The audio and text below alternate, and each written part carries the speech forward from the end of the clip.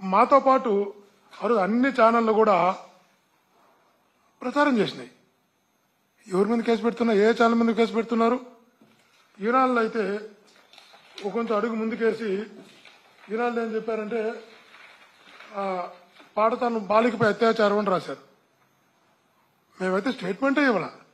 ఈనాడులో స్థానిక మదిపల్లి చెందిన విద్యార్థి స్థానం జిల్లా పరిషత్ 10వ తరగతి సోమవారం సాయంత్రం వదిలి వెళ్ళంటే నడుచుకుంటూ వస్తున్న ముసుగు ధరించి ఉన్న వ్యక్తులు అటకాయించారు.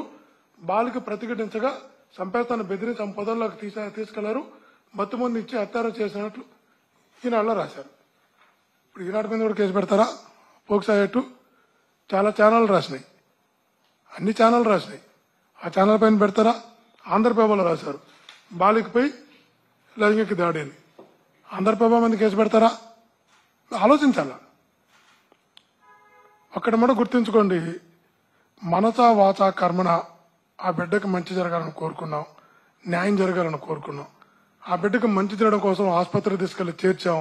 ఆ బిడ్డకి మంచి వైద్యం అందించే ప్రయత్నం చేశాం. ఈరోజు ఆ బిడ్డను ఎవరైతే ఇబ్బంది పెట్టారో వాళ్ళని శిక్షించాలని మనస్ఫూర్తిగా కోరుకుంటున్నాం.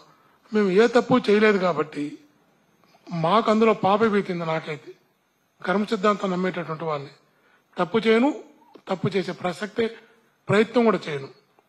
కాబట్టి మాకు నేచర్ గాడ్ సపోర్ట్ ఉంటాడు.